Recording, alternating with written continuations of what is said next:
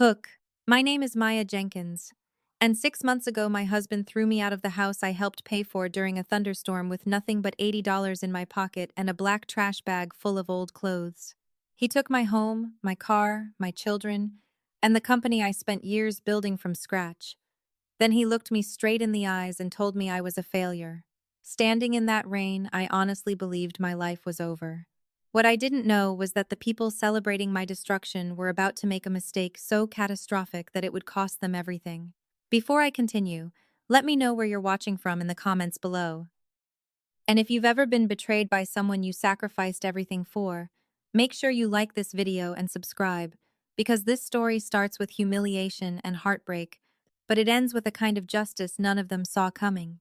The deadbolt clicked shut with a sound that echoed through the storm like a gunshot. I stood frozen on the front porch of the two-story brick house I had spent 6 years helping pay for, while cold rain soaked through my jacket and ran down my back. At my feet sat a cheap black trash bag. Inside were 3 pairs of sweatpants, 2 faded shirts, and an old pair of sneakers. That was my entire life, according to my husband. Everything else was still inside the house: my photographs, my furniture, my keepsakes, my children's drawings, my memories. Through the decorative glass panels in the front door, I could see Darnell standing comfortably in the warm foyer. He wore the charcoal gray suit I had bought him after his promotion. The chandelier behind him illuminated the marble floor while I stood outside shivering in the darkness. The contrast made me sick. "Darnell," I said, "open the door." He didn't move. Instead, he slipped one hand into his pocket and pulled out a crumpled $20 bill. Then he tossed it onto the wet welcome mat. The bill landed beside my shoes and immediately began absorbing rainwater. "Take your $80 and call an Uber," he said. For a moment, I couldn't even process what I was hearing. Not because of the money, because of the cruelty. He knew exactly how much money I had left. $80. That meant he had checked. He had planned this. Every detail. "The house stays with me," he continued. "The SUV stays with me. The kids stay with me." My stomach dropped. Jordan and Aaliyah. My babies. My entire world. "No." The word escaped before I could stop it. "No. Absolutely not." Darnell shrugged. "Failures don't get custody." The sentence hit harder than the thunder exploding overhead. Something inside me snapped. I shoved my hand against the door before he could close it. "Failures?" I shouted. Fine water dripped into my eyes, but I didn't care. "I worked double shifts for 4 years so you could finish your MBA. I paid for your textbooks. I paid for your suits. I paid for your networking dinners. I paid for your gas. I paid for your laptop. I paid for almost every opportunity you've ever had." His jaw tightened. "I paid for your suits. You weren't a vice president when I met you. You were barely paying your bills. I believed in you when nobody else did." Darnell rolled his eyes. Actually rolled his eyes. Like the last 8 years meant nothing. Like every sacrifice had simply vanished from history. "You always exaggerate," he said. I laughed. Not because anything was funny, because I couldn't believe the audacity. "Exaggerate?" I repeated. "The nights I stayed awake until 2 in the morning formulating products for Crown and Glory while you slept? The weekends I spent working instead of resting because we needed money? The years I sacrificed so our family could have a future?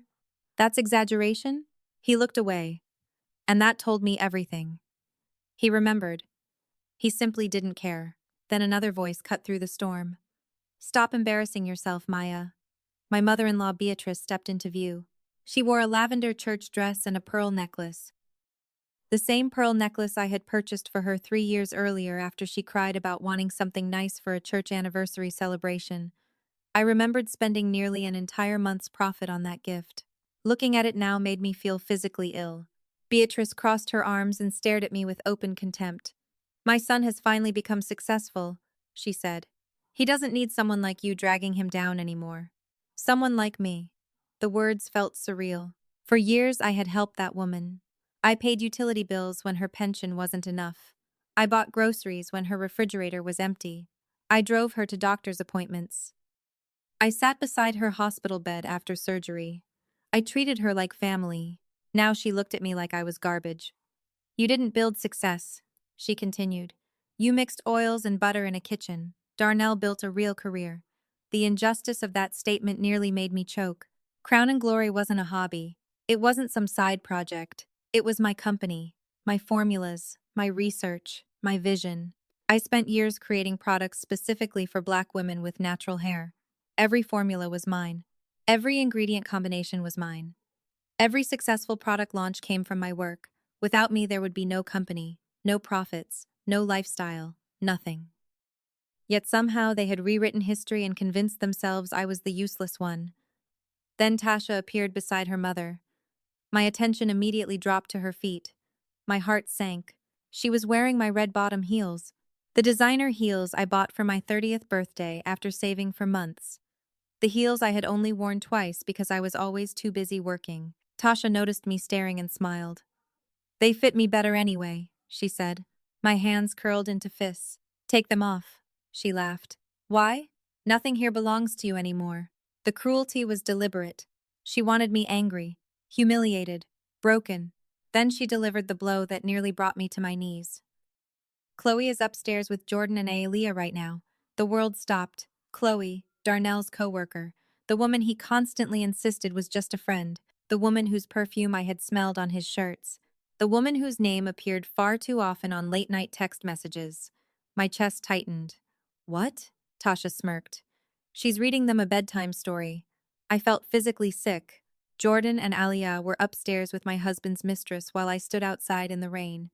The image alone was enough to shatter my heart, but Tasha wasn't finished. "Honestly," she said, "they seem happier already. Chloe bought Jordan a new gaming system and bought Alia designer clothes. She actually knows how to spoil them. They like her." Those 3 words hit harder than anything else that night. They like her. They like her. For a moment, I honestly thought my knees might give out beneath me. Jordan and Aliyah were the reason I got out of bed every morning. They were the reason I worked weekends. They were the reason I stayed awake until 2 o'clock in the morning mixing formulas, filling orders, and building Crown and Glory one bottle at a time. Every sacrifice I had ever made carried their names. Now Tasha stood there smiling while telling me my children liked the woman helping destroy our family. I looked past Darnell toward the staircase, desperately hoping I might catch a glimpse of them, but all I saw was the warm glow of the hallway and shadows moving somewhere upstairs. "Let me see my children," I said quietly. Darnell immediately shook his head. "No, you can't keep them from me." "Actually, I can." His voice was cold and calm. "And I will." The arrogance in his tone made my blood boil. "They're my children too." "Not for much longer." I stared at him. "What does that mean?" Darnell smirked. It wasn't the smile of a husband. It wasn't even the smile of an enemy. It was the smile of a man who believed he had already won. "It means you're about to find out what happens when people refuse to stay in their lane." My stomach twisted. Every instinct in my body screamed that something much bigger was happening than a divorce. This wasn't an emotional decision. It wasn't an impulsive argument. It was a carefully planned operation. They had been preparing for this moment for months. Suddenly, the front door opened wider, and another figure stepped into view. Chloe. She looked exactly the way I imagined she would. Expensive, perfectly styled, wrapped in luxury she hadn't earned. She wore a fitted cream sweater and designer jewelry that sparkled beneath the chandelier. But it wasn't the outfit that made me sick. It was what hung from her ears. My diamond anniversary earrings. The pair Darnell had given me on our 5th wedding anniversary. The pair I hadn't been able to find 3 weeks earlier. My breath caught in my throat. Chloe noticed me staring immediately. Her fingers brushed the diamonds and a smug smile spread across her face. "Oh, these?" she asked sweetly. "Darnell said you never wore them." I felt rage explode through my chest. "Take them off." Chloe laughed softly. "I think they look better on me." Beatrice smiled. Tasha smiled. Even Darnell smiled. They were enjoying this. Every second of it. The humiliation, the betrayal, the cruelty. They were enjoying all of it. "You people are unbelievable," I whispered. "After everything I've done for this family." "There's that victim mentality again," Beatrice snapped. "Nobody owes you gratitude because you chose to help people." "I chose to help family. And now family is moving on." My hands trembled. Not from fear, from fury. For years I had carried these people financially. When Beatrice couldn't pay bills, I helped. When Tasha needed money, I helped. When Darnell wanted another chance to climb the corporate ladder, I helped. Every single one of them benefited from my sacrifices. Yet somehow they had convinced themselves I was disposable. Darnell suddenly checked his watch. This conversation is over. No, it isn't. Yes, it is. He started closing the door. I pushed against it again. Darnell, listen to me. Goodbye, Maya. You can't do this. Watch me. Then something happened that I will never forget for the rest of my life. Jordan appeared at the top of the staircase. My son, my beautiful little boy. For one glorious second, my heart lifted. Jordan, I shouted. His eyes found mine through the glass. I expected him to run toward me. I expected him to ask questions. I expected him to look confused. Instead, he just stood there, silent, distant, uncertain, like he was looking at a stranger. My heart shattered. Jordan, baby, come here. I hesitated. Then Chloe placed a hand on his shoulder. Jordan looked at her, then he looked back at me. Finally, he turned around and walked away. I felt something inside me break. Not crack, break. The door slammed shut. The deadbolt clicked. Once, twice, then silence. I stood there in the rain, staring at my own reflection in the decorative glass. My husband, my mother-in-law, my sister-in-law, my children's future stepmother. All of them stood together inside the warmth of the house while I stood outside alone. The storm continued pouring down around me. Minutes passed. Maybe longer. I don't know. Time stopped making sense. Eventually, I looked down at the $20 bill lying on the welcome mat. The same bill Darnell had thrown at me like I was a homeless stranger begging for spare change. Slowly, I bent down and picked it up. Rainwater dripped from my fingers. $80. That was all I had left. $80 and a trash bag full of clothes. Most people would have collapsed right there. Most people would have given up. Maybe even I would have once. But then I remembered something important. Darnell thought he had taken everything. He thought he had won. And that was exactly why he was dangerous. Arrogant people stop paying attention. They stop checking details. They stop seeing threats. I reached into my pocket and pulled out my phone. The screen was wet from the rain. My hands shook as I unlocked it. I needed to move fast. There was still one thing Darnell shouldn't have been able to touch: Crown and Glory's primary business account. I was the sole authorized signatory. Without my approval, nobody should have been able to access those funds. If the money was still there, I could hire a lawyer, I could fight for my children, I could survive. The banking application loaded slowly. My pulse hammered against my ribs. Come on. Come on. Finally, the account appeared. Then the world stopped. A bright red notification flashed across the screen. Alert. Transfer of Machumna Mui.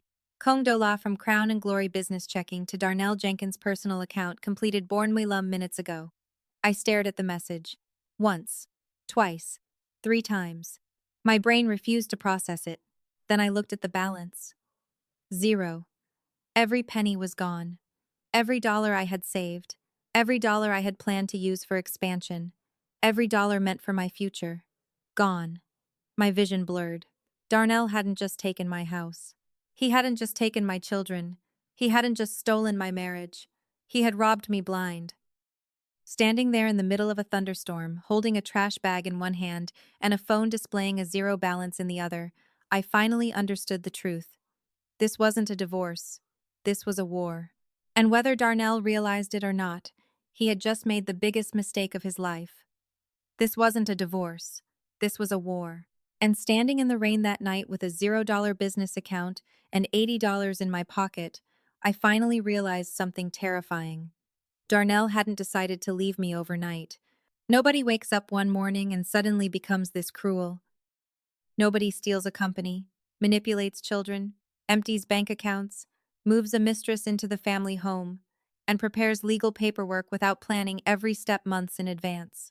The betrayal had started long before I ever noticed the cracks. The truth was that while I had been building a future for our family, Darnell had been building an escape route for himself. Looking back, the signs were everywhere. I just didn't want to see them. When I first met Darnell, he was ambitious but insecure. He hated being the least successful person in any room. He hated being overlooked. He hated feeling ordinary. At first, I thought that drive was one of his strengths.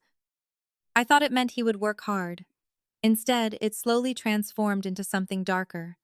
Every promotion made him more arrogant. Every raise made him less grateful. Every new achievement convinced him he deserved more than the life we had built together. The strangest part was that the more successful he became, the more distant he became. At first, it was small things. He stopped eating dinner with us. Then he started missing family events. Then came the business trips, the late meetings, the unexplained weekends. There was always an excuse, always a reason, always another opportunity he couldn't afford to miss. I believed him because I trusted him. Trust is a dangerous thing when it's given to the wrong person. About a year before everything collapsed, Darnell received a major promotion. He became a vice president within his company almost overnight. I remember how proud I was. I took him out to dinner. I bought him the charcoal suit he wore the night he threw me out. I spent almost $2,000 celebrating a man who was already planning to betray me. That promotion changed everything. Suddenly, he started talking differently, acting differently, looking at people differently, especially me. He became obsessed with appearances, expensive restaurants, exclusive events, luxury brands, networking parties. He wanted everyone to know he had made it. One night he came home from a corporate fundraiser and spent almost an hour talking about a woman named Chloe Sterling. According to Darnell, she was brilliant, connected, sophisticated, wealthy, the daughter of a powerful investor. He mentioned her so often that eventually I joked she sounded like his second wife. Looking back, that joke wasn't funny. It was prophetic. The first time I met Chloe was at a company gala. She arrived wearing a dress that probably cost more than my first laboratory setup. She shook my hand and smiled politely, but there was something in her eyes that immediately made me uncomfortable. She looked at me the way some people look at service workers, like I existed, but barely. Throughout the evening, she barely acknowledged me. Every conversation somehow found its way back to Darnell, every compliment, every joke, every shared memory. At one point, she actually interrupted me mid-sentence just to ask him another question. I remember driving home that night and telling myself I was being paranoid. Darnell laughed when I mentioned it. "She's just friendly," he said. "Not everyone is trying to steal your husband." The irony of that statement still makes me sick. Over the next several months, Chloe became a permanent fixture in our lives. Her name appeared constantly. Meetings with Chloe, lunches with Chloe, conferences with Chloe, phone calls with Chloe. At first I trusted him. Then I started noticing things. New cologne, new clothes, new habits. Darnell suddenly cared about things he had never cared about before. His appearance, his social media presence, his image. One evening he came home wearing a watch worth nearly $10,000. When I asked where it came from, he claimed it was a bonus. Later, I learned the company hadn't issued bonuses that quarter. Another time, he returned from a conference wearing a scarf I had never seen before. It smelled like expensive perfume, not mine. When I asked about it, he became defensive immediately. Defensive people rarely tell the truth. Then there were the children. Jordan and Aaliyah adored their father, but Darnell began using them like pawns. Every time I worked late, he turned it into a story. "Mommy loves work. Mommy's too busy. Mommy doesn't have time." At first, I thought he was joking. Then I started hearing the same phrases repeated by my children. One night, Aaliyah asked if I loved my laboratory more than I loved her. I felt like someone punched me in the chest. An 8-year-old doesn't invent a question like that. Someone puts it there. Someone feeds it to them repeatedly until they start believing it. That someone was Darnell. While I was sacrificing sleep to build a future for our family, he was quietly rewriting the story. In his version, he was the loving parent. I was the absent one. He was the provider. I was the selfish workaholic. He wasn't preparing for a divorce. He was preparing for a custody battle. And the worst part was that I didn't realize it until it was too late. 3 months before he threw me out, Jordan suddenly became obsessed with designer sneakers. Aaliyah wanted luxury handbags and expensive accessories she was far too young to care about. I later discovered those gifts were coming from Chloe. She wasn't just dating my husband, she was buying access to my children. Every present created another connection. Every expensive gift made her look more exciting, more fun, more generous. Meanwhile, I was the parent enforcing rules and responsibilities. I was the parent making sure homework got done. I was the parent saying no. Looking back, it was brilliant manipulation. Evil but brilliant. Chloe understood something most people don't. Children don't understand betrayal. They understand rewards. And she rewarded them constantly. By the time I realized what was happening, the damage was already underway. Then came the final piece of the puzzle. About 6 weeks before Darnell threw me out, I accidentally saw a text message flash across his phone screen. It was from Chloe. The message simply said, "I can't wait until she's gone. Gone. Not divorced. Not separated. Gone." When I confronted him, he laughed it off immediately. He claimed she was talking about a difficult coworker. He called me insecure, paranoid, exhausted. He made me feel guilty for asking questions. That was Darnell's greatest talent. Not lying, manipulating. He could make you apologize for discovering the truth. The night before he threw me out, he took the children out for ice cream. At the time, it seemed harmless. Now I understand what was really happening.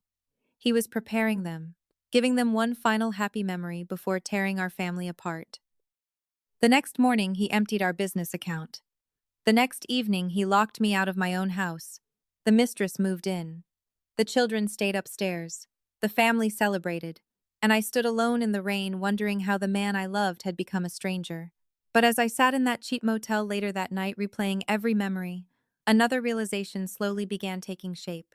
Darnell wasn't just stealing my marriage. He wasn't just stealing my children. He wasn't just stealing my home.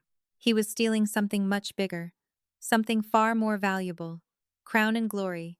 And the deeper I looked into what he had done, the more horrifying the truth became. Because the next morning I would discover that losing my family wasn't the worst betrayal. The worst betrayal was waiting inside a set of documents with my forged signature all over them.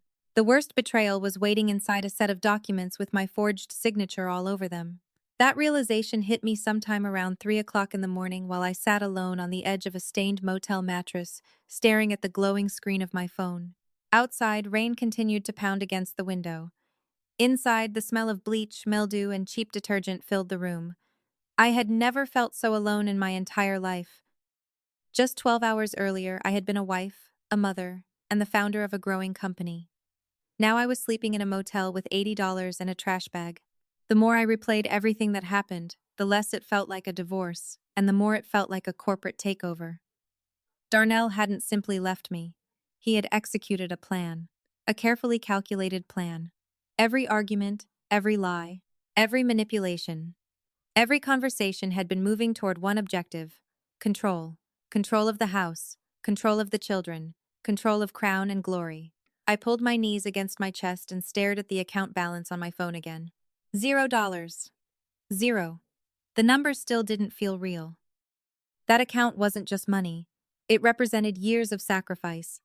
Every long night, every missed vacation, every holiday spent filling orders, every dollar had a story attached to it.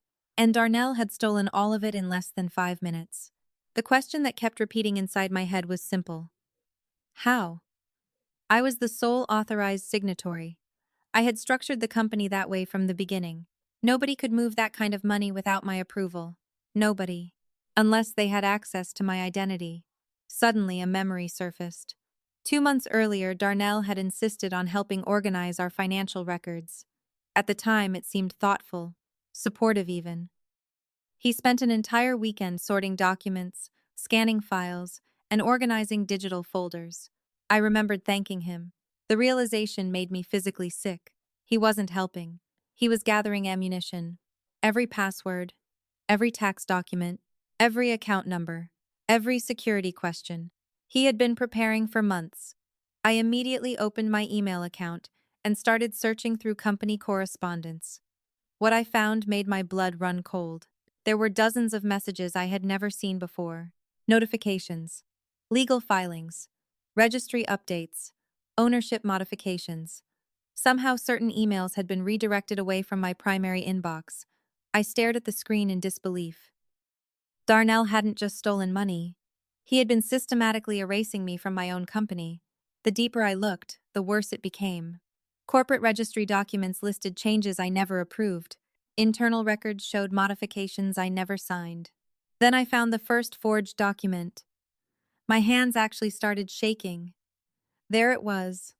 My name, my signature, my authorization, except none of it belonged to me. Someone had replicated my signature almost perfectly, not well enough to fool a forensic examiner, but easily well enough to fool an overworked clerk processing paperwork. I opened another document, then another, then another. Each one made the situation worse. According to the paperwork, Darnell wasn't just an executive within Crown and Glory. He was the founder, the creator, the owner. I stared at the screen so long my eyes started hurting. The audacity was unbelievable. Every formula had come from me. Every product came from me. Every successful launch came from me. Darnell couldn't formulate shampoo if his life depended on it. He didn't know the difference between ingredients I worked with every day. Yet somehow, on paper, I had become invisible while he had become the genius behind the company. I felt anger replacing shock. Hot, sharp, dangerous anger. For years, I had listened to people praise Darnell's leadership while ignoring my contribution. I tolerated it because we were married. His success felt connected to mine. But now I could finally see the truth. He never wanted a partnership. He wanted ownership. He didn't want to build beside me. He wanted to stand on top of me. Another memory surfaced. 6 months earlier, we attended a networking dinner with investors. One of them congratulated Darnell on building Crown and Glory. Before I could correct him, Darnell accepted the compliment. At the time, I brushed it aside. Now I understood. That wasn't a mistake. It was rehearsal. He had been practicing his future for months. Practicing a version of reality where Maya Jenkins never existed. My phone suddenly buzzed. An incoming message from an unknown number appeared on the screen. For a second, I thought it might be Jordan or Aliyah. My heart jumped. Then I opened it. The message contained a single photograph. Chloe was sitting at my dining room table drinking coffee from my favorite mug. My favorite mug, the one Jordan gave me for Mother's Day. Behind her, I could see the kitchen I had spent years renovating. The caption beneath the photo read, "New Beginnings." I felt something inside me go completely cold. Not sadness, not heartbreak, clarity. For the first time since being thrown out, I stopped hoping Darnell would come to his senses. I stopped hoping there was a misunderstanding. I stopped hoping my marriage could be saved. The man I married no longer existed. In his place stood someone willing to destroy my life for money and status. I deleted the photo. Then I blocked the number. 5 minutes later, another message arrived from a different number. This time it was Darnell. "Sign the divorce paperwork and make this easy. Fighting will only make things worse for you." I stared at the words for several seconds. Then I laughed. Not because anything was funny, because he still believed I was afraid. He thought I would surrender. He thought losing everything had broken me. He was wrong, very wrong. Because while Darnell was busy celebrating victory inside my house, he had overlooked one very important fact. Nobody knew Crown and Glory better than I did. Nobody. Not the lawyers. Not the accountants. Not the investors. And certainly not Darnell Jenkins. Nobody knew Crown and Glory better than I did. Nobody. Not the lawyers Darnell had hired. Not the investors he was trying to impress. Not the executives who suddenly treated him like a visionary entrepreneur. And certainly not Darnell himself. That realization kept me awake until sunrise. While most people saw a successful hair care company, I saw every layer beneath the surface.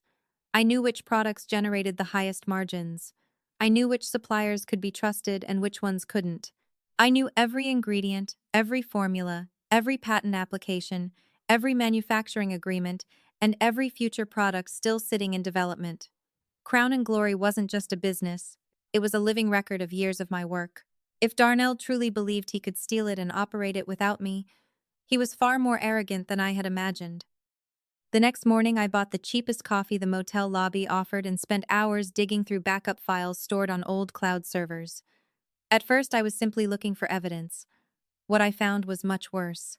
Darnell's theft went far beyond a stolen bank transfer. Over the previous 8 months, he had quietly inserted himself into nearly every important area of the company. Internal memos had been rewritten. Vendor contacts had been changed. Authorization structures had been modified. Even employee reporting systems had slowly shifted away from me and toward him. It was like watching a parasite consume a host one organ at a time. The deeper I looked, the more horrifying the picture became. Then I found a folder I didn't recognize. My pulse accelerated immediately. Inside were scanned copies of corporate resolutions, ownership amendments, and partnership agreements. Several contained forged signatures. Others contained signatures I actually remembered providing, but the pages attached to them had clearly been altered. Darnell hadn't just forged documents. He had mixed legitimate paperwork with fraudulent paperwork to create a legal maze that would take months to untangle. Whoever advised him knew exactly what they were doing. I suddenly remembered a conversation from nearly a year earlier. Darnell had insisted we hire a new corporate attorney. According to him, our existing legal counsel wasn't sophisticated enough for the company's growth. At the time, it sounded reasonable. Now it sounded terrifying. I searched the attorney's name and immediately felt sick. The lawyer wasn't just connected to Darnell. He had represented several executives from Darnell's corporation in previous business disputes. In other words, the person helping protect Crown and Glory had likely been helping Darnell prepare to take it. My phone rang unexpectedly. For one hopeful second, I thought it might be one of my children. Instead, it was Denise, one of my earliest employees. Denise had been with me since the company operated out of my garage. If anyone understood Crown and Glory's history, it was her. The moment I answered, she lowered her voice. Maya, something's wrong. My stomach tightened. How wrong? There was a long pause. People are being told you resigned. I closed my eyes.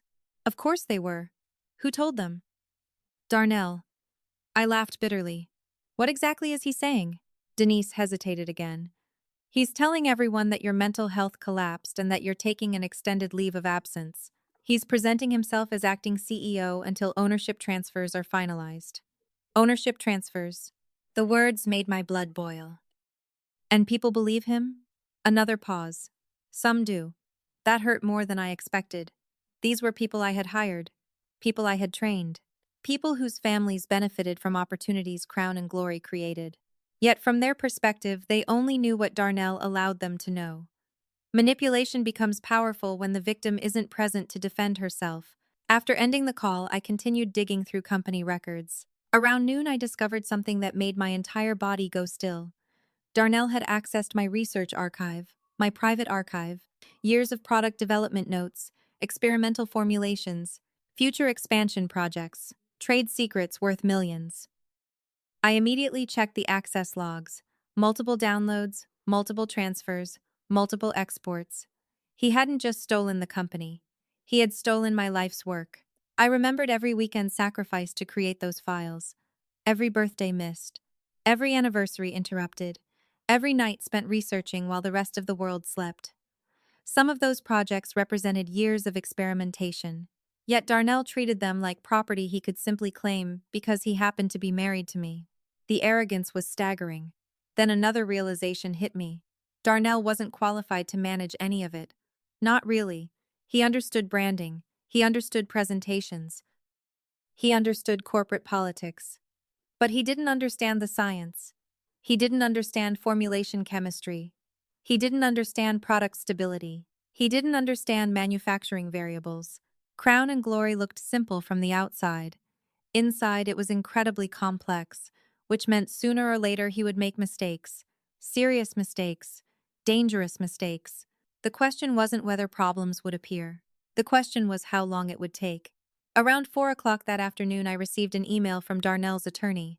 Attached were preliminary divorce documents and asset division proposals. I opened them expecting dishonesty. What I found bordered on insanity. According to the filing, Crown and Glory belonged entirely to Darnell. The house belonged entirely to Darnell. Most financial accounts belonged entirely to Darnell. Several business assets I personally purchased somehow belonged entirely to Darnell. My contribution to the marriage had effectively been erased. I read the documents twice just to make sure I wasn't imagining things. Then I noticed something even more disturbing. Buried inside the paperwork was a clause requiring me to waive future claims against Crown and Glory intellectual property. My eyes narrowed immediately. There it was, the real target, not the house, not the money, not even the divorce, the intellectual property. The formulas, the patents, the research, everything I had spent years creating. Darnell wasn't trying to win. He was trying to eliminate me completely. But in his desperation to take everything, He had accidentally revealed exactly what he feared most. Me.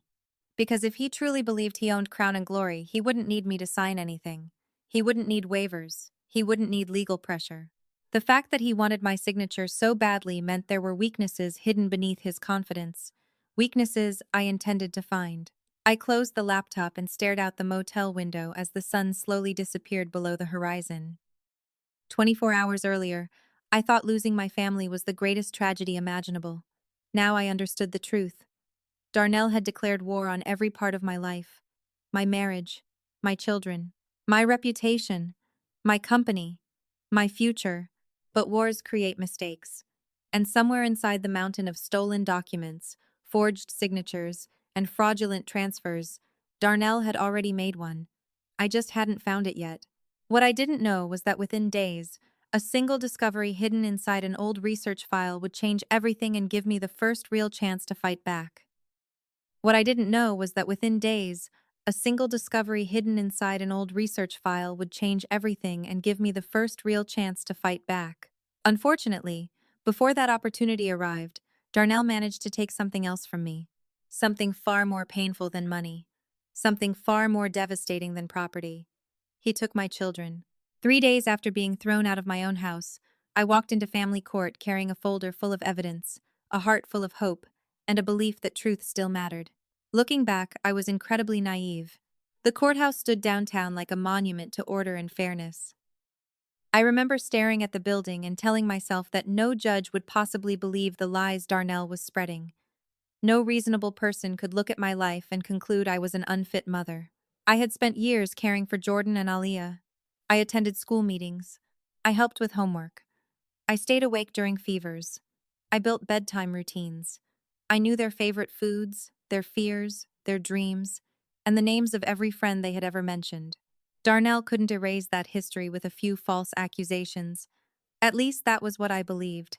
Then I walked into the courtroom and saw the team waiting on the other side. My confidence immediately disappeared. Darnell hadn't hired a lawyer. He had hired an army. 2 senior attorneys sat beside him. A paralegal organized files. Another assistant prepared exhibits. Every chair around their table was occupied. Meanwhile, I sat alone. The contrast was intentional. They wanted me to feel outnumbered before the hearing even began. Darnell looked expensive. Controlled. Professional. If someone had walked into the room without knowing our story, they would have assumed he was the victim and I was the problem. The performance had already started. When the hearing began, Darnell's lead attorney stood and immediately launched into a carefully rehearsed narrative. According to him, I was emotionally unstable. According to him, I had become obsessed with work.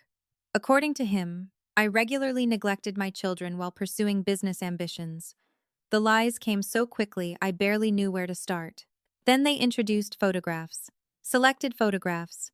Manipulated photographs. Pictures of me leaving the laboratory late at night. Pictures of me attending trade events. Pictures of me traveling for business. Individually, each image was harmless. Together, they painted a false story. A story about a mother who cared more about success than family. Every sacrifice I made for my children was being used as evidence against me. Every hour I worked to provide for them was transformed into proof that I didn't love them enough. The cruelty was almost impressive. Then came the text messages, or at least fragments of text messages. Darnell's attorney displayed screenshots on a large monitor.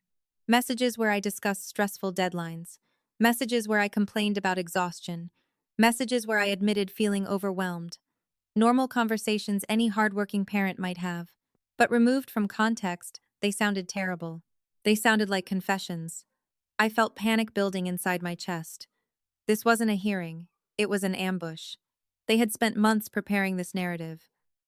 Every piece of evidence had been selected with one purpose: destroy my credibility. Then the attorney said something that made my blood run cold. Your Honor, the children themselves have expressed concern about their mother's availability and emotional state. My head snapped up. What? The attorney continued speaking while my heart pounded against my ribs.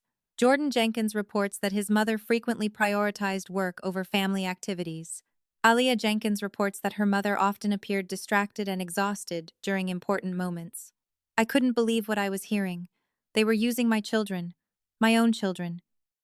Darnell had spent months planting ideas in their minds, and now those ideas were appearing in legal documents. I wanted to scream. I wanted to stand up and tell the judge exactly what was happening. But every emotional reaction would only help Darnell's case. So I sat there in silence while strangers weaponized the people I loved most. Then it was my turn to speak. I stood and explained everything. I talked about Crown and Glory. I talked about supporting Darnell through school. I talked about the forged documents, the stolen money, the affair, the manipulation. I told the truth, every word of it. The problem was that truth requires time. Lies don't. Darnell's story was simple. Mine was complicated. He arrived with polished presentations and prepared witnesses. I arrived with reality. And reality is messy. By the end of the hearing, I could already see where things were heading. The judge wasn't convinced I was a bad mother, but she wasn't convinced Darnell was lying either. Uncertainty became my enemy. Family court doesn't always reward truth. Sometimes it rewards whoever appears more stable, more organized, more prepared. And right now, that was Darnell. When the temporary custody ruling finally came down, I felt the air leave my lungs. Primary custody would remain with Darnell until further proceedings. My visitation rights would be limited. My contact would be monitored. For a moment, I couldn't hear anything else. The words echoed inside my head over and over again. Primary custody remains with the father. Primary custody remains with the father. Primary custody remains with the father. The judge moved on to other matters. Lawyers continued talking. Papers changed hands. None of it mattered. All I could think about was Jordan and Aaliyah, my babies, my heart, my entire world. Darnell had taken them. Darnell had taken them. The hearing ended less than 20 minutes later, but I barely remember leaving the courtroom.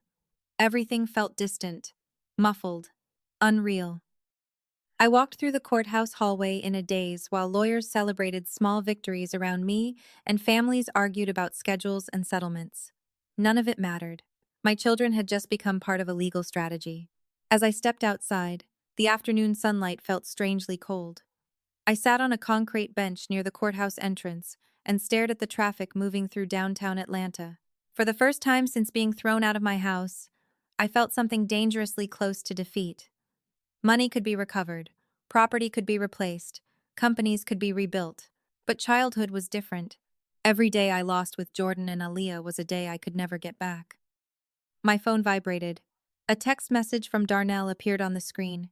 I told you fighting would only make things worse. I stared at the message for several seconds before deleting it. 5 seconds later, another message arrived. This time it was a photograph.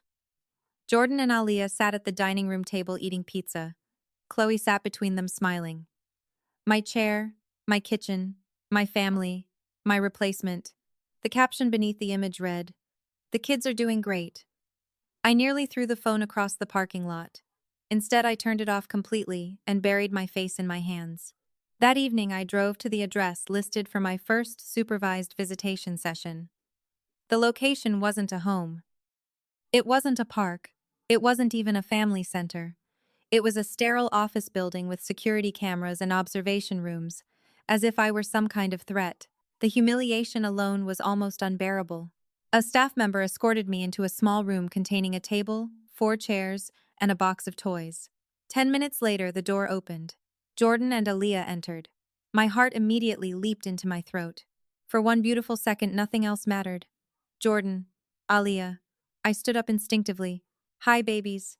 Aaliyah hesitated. Jordan looked down at the floor. Neither one ran toward me. Neither one hugged me. Neither one smiled. The silence shattered me. "Come here," I whispered. Eventually they walked over and allowed me to hug them, but something felt different. The warmth was gone. The comfort was gone. The familiarity was gone. It felt like hugging children who had been taught to keep their distance. We sat down together and I tried to talk normally.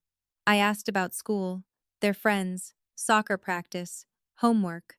The conversation never found a rhythm. Every answer was short, careful, restricted, like they were afraid of saying the wrong thing. Then Aaliyah asked the question I had been dreading. "Mommy, why don't you want to live with us anymore?"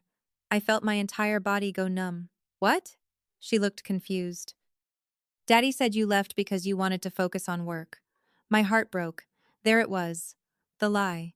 The story Darnell had been feeding them. Not just that I worked too much. Not just that I wasn't available. He had convinced them I chose to leave. I swallowed hard. Sweetheart, that's not what happened. Jordan finally looked up. Then why aren't you home? I opened my mouth, then closed it again. How do you explain manipulation to children? How do you explain betrayal? How do you explain that the parent they trust most is lying to them every day? I love you both more than anything in this world, I said quietly. Nothing will ever change that. Jordan stared at me for a long moment. Then he looked away. That hurt more than any courtroom ruling, more than any stolen bank account, more than any forged document. During the final 10 minutes of the visit, I realized something terrifying. Darnell wasn't just trying to win custody. He was trying to replace me. Every gift from Chloe, every lie, every carefully planted doubt, every manipulated conversation. It was all designed to slowly erase me from my children's lives. By the time the visit ended, I barely had enough strength left to stand. The staff member escorted Jordan and Aaliyah away. Aaliyah waved. Jordan didn't. The door closed behind them. I sat alone in the empty room, fighting back tears. The silence felt suffocating. When I finally returned to the motel that night, I collapsed onto the edge of the bed and stared at the ceiling. For hours, I replayed every second of the visit. Every word, every expression, every hesitation. Somewhere around midnight, my phone rang. I almost ignored it. I assumed it was another lawyer, another creditor, or another attempt by Darnell to intimidate me. The number was unfamiliar. Something told me to answer anyway. Hello? A calm female voice responded immediately. Is this Maya Jenkins? Yes. My name is Valerie Thompson. The name meant nothing to me, yet something about her tone commanded attention. I believe you've had a very difficult week. I laughed bitterly. That's one way to describe it. There was a brief pause. Then Valerie spoke again. I have been reviewing several documents related to Crown and Glory. My posture instantly changed. How do you know about Crown and Glory? Because someone asked me to look at the ownership filings. My pulse accelerated. And? Another pause. And I think your husband may have a serious problem. For the first time in days, I felt something other than pain. Curiosity. Hope. Possibility. Valerie continued. Maya, I don't like discussing sensitive matters over the phone. But I believe several documents connected to your company deserve much closer examination. My heart began pounding. Are you saying the signatures are forged? I'm saying I've spent 22 years practicing corporate law, and I've learned to recognize when a story doesn't make sense. The room suddenly felt different. The air felt lighter. For days I had been drowning. For days every door seemed closed. Now, for the first time, someone was suggesting there might be a way forward. Valerie gave me the address of her office and asked me to meet her the following morning. After ending the call, I sat motionless on the edge of the bed. The custody hearing was a disaster. My children were slipping away. My marriage was gone. My home was gone. My company appeared stolen. Yet for the first time since standing in the rain outside my own front door, I wasn't thinking about what I had lost. I was thinking about what Darnell might have overlooked. Because if Valerie Thompson was right, then somewhere inside the mountain of forged paperwork and stolen assets, there was a crack. And sometimes, a single crack is all it takes to bring down an empire. Sometimes the darkest nights arrive right before everything changes. At least that's what people like to say. Sitting alone in that motel room, I wasn't sure I believed it anymore. The previous week had taken almost everything from me. My marriage was gone. My home was gone. My children were slipping further away every day. My company appeared to be in the hands of a man willing to destroy me for money and status. The motel itself felt like a physical representation of my life. The wallpaper peeled away from the corners. The air conditioner rattled constantly. The mattress sagged in the middle. Every morning I woke up disoriented for a few seconds before reality crashed back into me. Then I remembered where I was. Then I remembered what Darnell had done. Then I remembered Jordan and Aaliyah, and every day started with heartbreak. The morning after Valerie Thompson called, I arrived at her office 15 minutes early. Her building wasn't flashy. There were no marble columns or luxury decorations. Everything about the place felt practical and efficient. Valerie herself looked nothing like the attorneys Darnell hired. She wasn't interested in appearances. She wasn't interested in intimidation. She was interested in facts. The moment I sat down, she opened a folder thick enough to stop a bullet. "I've spent the last 48 hours reviewing Crown and Glory," she said. "And I have good news and bad news." I laughed nervously. At this point, surprise me. Valerie folded her hands together. "The bad news is that your husband prepared more thoroughly than most people do." That didn't surprise me. The good news is that he prepared so thoroughly that he made mistakes. My attention sharpened immediately. Valerie turned several documents toward me. At first, they looked identical to the paperwork I had already reviewed. Then she pointed to a series of dates. "Do you notice anything strange?" I studied the pages carefully. Several signatures supposedly belonged to me. Several approvals supposedly occurred during specific meetings. Then I saw it. One document claimed I signed an ownership transfer on a date when I was attending a trade conference in Chicago. Another claimed I approved a corporate amendment while simultaneously participating in a product demonstration in Miami. I looked up at Valerie. "These dates overlap." She nodded. "Exactly." My pulse accelerated. For the first time, I wasn't hearing about losses. I was hearing about weaknesses, cracks, opportunities. Valerie continued turning pages. Every few minutes, another inconsistency appeared. Missing witnesses. Incorrect filing procedures. Contradictory timestamps. Individually, none of them guaranteed victory. Together, they painted a very different picture from the one Darnell wanted the courts to see. "This doesn't mean we win tomorrow," Valerie warned. "But it does mean your husband isn't nearly as clever as he thinks he is." For the first time in days, I smiled. A real smile. Small but real. After leaving Valerie's office, I returned to the motel carrying copies of every document she gave me. Most people would have gone home and rested. I couldn't. Something inside me had changed. Hope had returned. Not optimism. Not confidence. Hope. There is a difference. Hope is what survives after confidence dies. That night I spread papers across the motel bed and started rebuilding the history of Crown and Glory piece by piece. Hour after hour, I compared records, emails, product timelines, vendor contracts, research logs, manufacturing schedules. Somewhere after midnight, I discovered something unusual. A folder buried deep inside an archived backup account. At first, I almost ignored it. Then I noticed the date. The archive was created nearly 2 years earlier, long before Darnell's takeover began. Curious, I opened it. Hundreds of research files appeared. Product concepts, experimental formulations, ingredient testing reports. Most of it was familiar. Then I found a project labeled Formula Series 4. My heart skipped a beat. Formula 4. I remembered Formula 4. It was one of the most ambitious projects I had ever attempted. For nearly 18 months, I worked on a revolutionary treatment designed to strengthen damaged hair at the molecular level. The commercial potential was enormous. If successful, it could transform the entire company. But there was a problem. The formula never worked consistently. Some test batches produced incredible results. Others failed catastrophically. Stability issues appeared repeatedly. After months of research, I suspended development and moved on to other projects. Nobody outside a small group of researchers knew the full story. Not investors, not distributors, not customers, and certainly not Darnell. My breathing slowed as I opened additional files. Manufacturing notes, internal warnings, stability reports, risk assessments. Then I found something that made me sit upright on the edge of the mattress. Access logs. Detailed records showing which files had been downloaded before I was removed from the company. I stared at the screen. Then I checked again. Then a third time. Darnell hadn't just downloaded research files. He had downloaded Formula 4. Every version, every report, every archived document. My mind immediately began connecting pieces. Darnell wasn't a scientist. He couldn't distinguish between completed research and abandoned research. To him, every file looked valuable.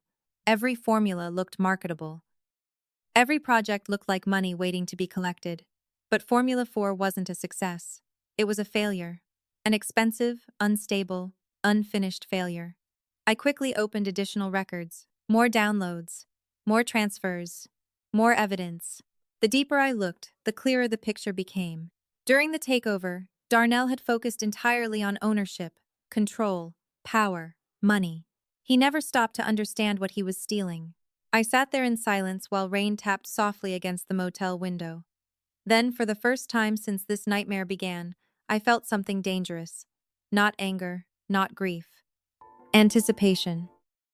Because if Darnell had built part of Crown and Glory's future around Formula 4, he wasn't sitting on a gold mine. He was sitting on a bomb.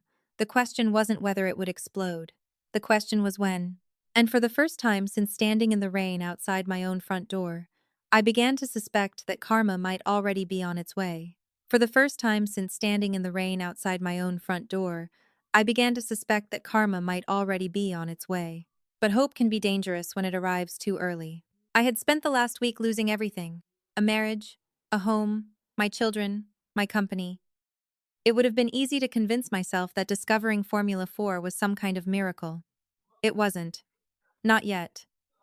A mistake only becomes useful when you understand exactly how big it is. The next morning, I arrived at Valerie Thompson's office carrying a laptop, 3 flash drives, and a folder full of archived research documents.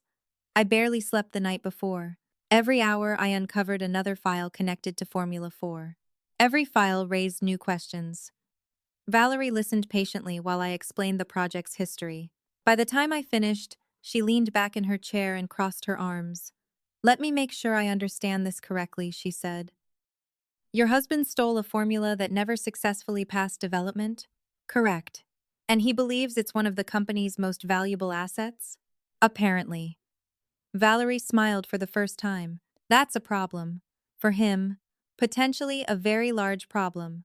We spent the next 4 hours reviewing research notes, laboratory reports, and testing records. The deeper we went, the worse Formula 4 looked. Early prototypes showed incredible promise. Hair strength increased dramatically. Breakage decreased. Customer satisfaction scores initially looked extraordinary. Those results were exactly why I spent 18 months trying to save the project. The problem appeared later. Around 60 to 90 days after production, the formula became unstable. Certain compounds began interacting in unpredictable ways. Shelf life deterioration accelerated. Active ingredients separated. In some cases, chemical degradation triggered scalp irritation. In severe cases, hair damage became worse than before treatment. The risks weren't immediate. They were delayed. And delayed problems are often the most dangerous because people mistake early success for permanent success. Valerie stared at one report for several seconds. "Did anyone besides your research team know about this?" "No." "Not investors?" "No." "Not distributors?" "No." "Not Darnell?" I shook my head. Darnell never attended a single development meeting. He wasn't interested in research. He only cared about sales. Valerie slowly nodded. "Then he probably believes he stole a breakthrough product." I felt a chill run through my body, because that was exactly what Darnell would think. In his mind, Formula 4 wasn't unfinished science. It was hidden treasure. Something valuable his overlooked wife failed to appreciate. The irony would have been funny if the consequences weren't so serious. Around lunchtime, we discovered something even more alarming. Recent company records showed increased manufacturing orders connected to a new product line. At first, the information looked ordinary. Then I recognized several ingredient combinations. My stomach dropped immediately. "What is it?" Valerie asked. I pointed at the screen. "He's producing it." "Producing what?" "Formula 4. The room fell silent. Purchase orders, ingredient requests, packaging contracts, marketing materials, everything pointed toward the same conclusion.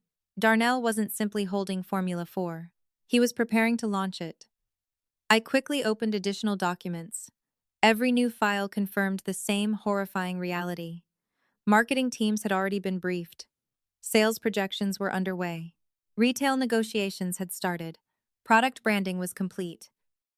Somewhere inside Crown and Glory headquarters, people were preparing a national rollout for a formula that should never have left the testing phase. Valerie looked genuinely concerned. "How many units?" I scanned several reports. The number made my heart race. "Tens of thousands." "You're sure?" "Yes." For a moment, neither of us spoke. The scale changed everything.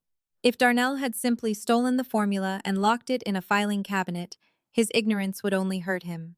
But mass production was different. Mass production created victims, customers, families, people who trusted Crown and Glory's reputation. People who had no idea the company's founder had been pushed out. The realization made me sick. No matter what Darnell had done to me, I never wanted innocent people harmed. Valerie immediately understood what I was thinking. "Can we stop it?" she asked. I wanted to say yes. I wanted to believe we could walk into court that afternoon and shut everything down. Reality wasn't that simple. Legally, Darnell controlled the company. The paperwork was fraudulent, but it still existed. Untangling ownership would take time. Weeks at minimum. Possibly months. And Darnell was moving fast. Too fast. That's when another disturbing thought occurred to me. What if he already launched smaller test batches? Valerie looked up. I immediately started searching additional records, regional distribution reports, pilot marketing campaigns, limited retail releases. Then I found it. My heart sank. 3 small distribution regions had already received shipments. Not enough to trigger national attention, just enough to generate reviews and collect customer feedback. Darnell wasn't waiting for approval. He was already moving forward. I spent the next hour reading every available report. At first, most customers loved the product. Stronger hair, improved shine, better texture, exactly what we saw during early development. Then I found the first complaints: scalp irritation, increased shedding, dryness. The dates matched perfectly: 60 days, 70 days, 80 days. The exact timeline we observed during testing. I leaned back in my chair and closed my eyes. It was starting. The process had already begun. Formula 4 was behaving exactly as expected, which meant the clock was ticking. Darnell didn't know it. His executives didn't know it. His investors didn't know it. But every day brought them closer to disaster. Valerie finally broke the silence. How bad could this become? I answered honestly. If enough product reaches consumers before the instability appears? She waited. Catastrophic. The word hung in the air between us. Because that was the truth. Not a possibility. Not a theory. A mathematical certainty. Formula 4 always failed. Every version, every test, every batch, the only variable was timing. Eventually, Valerie closed the final file and looked directly at me. "Maya, your husband thinks he stole the future of Crown and Glory." I nodded. "He did." She frowned. "What?" I stared at the research reports spread across the table. Then I allowed myself the first genuine smile I had experienced in weeks. He stole its future destruction. And for the first time since this nightmare began, I wasn't thinking about survival anymore. I was thinking about what would happen when Darnell Jenkins finally discovered that the empire he stole was already collapsing from the inside. For the first time since this nightmare began, I wasn't thinking about survival anymore. I was thinking about what would happen when Darnell Jenkins finally discovered that the empire he stole was already collapsing from the inside. Unfortunately, knowing the future didn't change my present. Formula 4 was a ticking time bomb, but bombs take time to explode. Meanwhile, rent still needed to be paid. Food still needed to be bought. Lawyers still needed to be hired. And every day that passed without action gave Darnell more opportunities to strengthen his position. By the end of the month, the $80 I had left on that rainy night had almost disappeared. Valerie was helping me build a legal strategy, but legal battles moved slowly. Reality moved faster. I needed income. Any income. Which was how the founder of a multi-million-dollar company found herself filling out job applications at diners, cafes, and restaurants across Atlanta. The irony was almost unbearable. Just a few months earlier, business magazines had featured interviews with me discussing entrepreneurship and innovation. Retail chains wanted meetings. Investors wanted presentations. Industry leaders wanted partnerships. Now managers barely glanced at my resume before rejecting me. Most assumed I was overqualified. Others assumed I was lying. One manager actually laughed when he saw Crown and Glory listed under work experience. "You expect me to believe you own that company?" he asked. I didn't bother arguing. Eventually, I found work at a small family restaurant located nearly 40 minutes from the motel. The pay was terrible. The hours were worse. But they were hiring immediately. On my first day, I stood in front of a mirror wearing a black apron and a name tag that simply read, Maya. For several seconds, I barely recognized myself. Not because there was anything wrong with honest work. There wasn't. What hurt was how quickly everything had changed. 6 weeks earlier, I had employees. Now I had tables. 6 weeks earlier, I negotiated contracts. Now I carried coffee refills. 6 weeks earlier, people asked for my advice. Now they snapped their fingers when they wanted extra napkins. Humility is different when it's chosen. This wasn't chosen. It was forced. The first few days were brutal. My feet hurt constantly. My back ached. I survived on cheap coffee and determination. Every shift felt like a reminder of everything I had lost. Yet strangely, the restaurant also taught me something important. Nobody there cared about Crown and Glory. Nobody cared about my divorce. Nobody cared about Darnell Jenkins. To them, I was just Maya, another employee trying to survive. There was something strangely liberating about that. Then came Friday night. The night everything changed again. The dinner rush had already started when I noticed a luxury SUV pull into the parking lot. At first, I didn't think much about it. Wealthy customers weren't unusual. Then the driver's door opened. My stomach dropped instantly. Darnell. For one brief moment, I considered hiding in the kitchen. Then I saw Chloe step out of the passenger side. Behind them came Beatrice and Tasha. My entire body went cold. They weren't supposed to know where I worked, yet somehow they had found me. The realization alone was disturbing. The smile on Chloe's face made it worse. She knew exactly what she was doing. They entered the restaurant together, laughing loudly. The hostess glanced around before pointing directly toward my section. Of course, fate apparently wasn't finished with me yet. I picked up a menu and forced myself to walk toward the table. Professional, calm, controlled. That was the plan. It lasted approximately 5 seconds. Tasha noticed me first. Her eyes widened dramatically. "Oh my God," she announced loud enough for nearby tables to hear. "Look who's serving food now." Several customers turned their heads. Heat rushed into my face. "Good evening," I said professionally. "Can I start you with drinks?" Chloe smiled sweetly. The kind of smile predators wear before attacking. "Maya, this is such a surprise." It wasn't. None of this was. Darnell leaned back comfortably in his chair. "I thought you'd be doing better than this." The comment triggered laughter from Beatrice. Apparently not. Every instinct in my body screamed at me to leave. Instead, I stood there holding my notepad. "What would you like to drink?" Chloe slowly closed her menu. "Actually, before we order, I wanted to thank you." I stared at her. "For what?" Her smile widened. "For giving me the life you couldn't keep." Silence spread across the table. They were enjoying themselves. Every second, every humiliation, every wound. I looked at Darnell, hoping for some sign of decency, some indication that he might stop her. Instead, he smirked. "Chloe has a point." Something inside me hardened, not broke, hardened, because for the first time, I truly saw them. Not as family, not as people I once loved, just enemies. Small, cruel enemies. "Drinks?" I repeated calmly. Beatrice rolled her eyes. "Unsweet tea." Tasha ordered wine. Chloe ordered champagne. Darnell ordered whiskey. I wrote everything down and walked away. My hands shook the entire time. Back in the kitchen, another server noticed my expression. "You okay?" she asked. I nodded. It was a lie. Over the next hour, they found new ways to humiliate me. Extra napkins, extra sauces, endless complaints. Every request designed to remind me of my situation. Every interaction designed to establish dominance. Yet something unexpected happened. The harder they tried to hurt me, the less power they seemed to have. Maybe because I finally understood who they really were. Or maybe because I knew something they didn't. While Darnell celebrated, Formula 4 continued moving toward disaster.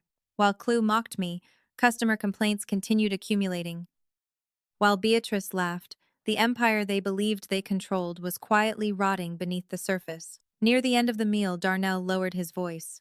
"You should sign the paperwork." I met his eyes. "Why?" "Because fighting is pointless." I almost smiled. "Is it?" For the first time, uncertainty flashed across his face. Just for a second. Then it disappeared. But I saw it. And that was enough. After they finally left, I cleared the table alone. Several half-empty glasses remained. Crumpled napkins. Food scraps. The aftermath of another attempt to break me. Then I noticed something sitting beneath Darnell's chair. A folded sheet of paper. Curious, I picked it up. At first, I assumed it was trash. Then I saw the Crown and Glory logo. My pulse accelerated. It appeared to be an internal sales report. Most of the information was ordinary: sales projections, distribution numbers, marketing performance. Then I noticed a section labeled Customer Feedback Escalation. My heart immediately started racing. 3 regional markets, multiple complaints, product irritation reports, unusual shedding incidents, stability concerns. The numbers were still small, tiny, almost invisible, but they were there. Formula 4 had begun failing. I stared at the report for several seconds before carefully folding it and placing it into my apron pocket. For the first time all evening, I felt something close to satisfaction. Darnell thought he came to the restaurant to humiliate me. Instead, he accidentally handed me proof. And as I drove back to the motel that night, one thought repeated inside my head over and over again. The countdown had started. And nobody at Crown and Glory had any idea how close they were to disaster. The countdown had started. And nobody at Crown and Glory had any idea how close they were to disaster. I spent the entire weekend replaying the sales report I found beneath Darnell's chair. The customer complaints were still small enough to hide. A few irritation reports, a few product returns, a few scattered complaints about unusual shedding. To most executives, those numbers would have looked insignificant. To me, they looked like the first cracks in a dam preparing to burst. By Monday morning, I was sitting across from Valerie Thompson again, sliding the report across her desk. She studied the pages carefully before placing them beside the growing mountain of evidence already covering her conference table. "This is exactly what we expected," she said. "Formula 4 is starting to fail." I nodded. "And when it fails nationally, Crown and Glory is finished." Valerie looked thoughtful for a moment. "Maybe." That single word caught my attention immediately. "Maybe?" She leaned back in her chair. "Maya, I've spent the last 2 weeks studying everything connected to your company. The lawsuits, the ownership transfers, the intellectual property filings, the financial records. And I think we've been looking at this situation the wrong way." My pulse accelerated. "What do you mean?" Valerie opened a drawer and removed a thick blue folder. Unlike the other files we had reviewed, this one looked older, much older. She carefully placed it on the table between us. "Do you recognize this?" I looked down. At first I didn't. Then I saw a familiar signature. My own, dated nearly 18 months earlier. A memory immediately surfaced. The folder. The meeting. The paperwork. Suddenly I remembered. The trust. Valerie smiled. "Exactly." For several seconds I simply stared at the folder. 18 months earlier, Crown and Glory had reached a critical stage of growth. Investors were showing interest. Competitors were becoming aggressive. Several larger corporations had already attempted to copy portions of our product line. At the time, one of my business advisors suggested creating a protective structure around the company's most valuable assets: a trust. The idea wasn't about hiding ownership. It was about protecting intellectual property from future legal threats. I remembered spending weeks reviewing documents before finally approving the structure. Then life became busy. Product launches, manufacturing expansions, family problems. Eventually, I stopped thinking about it altogether. Valerie opened the folder. "Most of the world thinks Crown and Glory's greatest asset is the company itself." She tapped the paperwork. "They're wrong."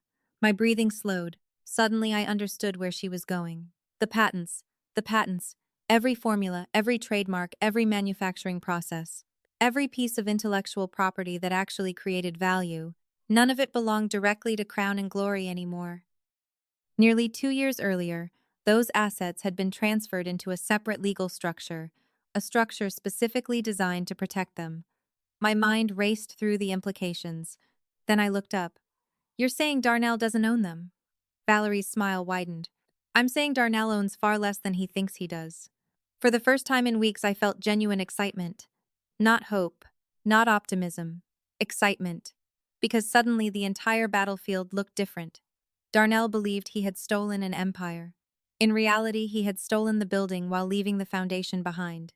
Valerie continued explaining. "The company can manufacture products. The company can hire employees. The company can sign contracts. But without access to the intellectual property held by the trust, everything becomes much more complicated." I leaned forward. "How complicated?" potentially catastrophic. The irony was almost beautiful. Darnell had spent months forging signatures, manipulating filings, and stealing ownership documents.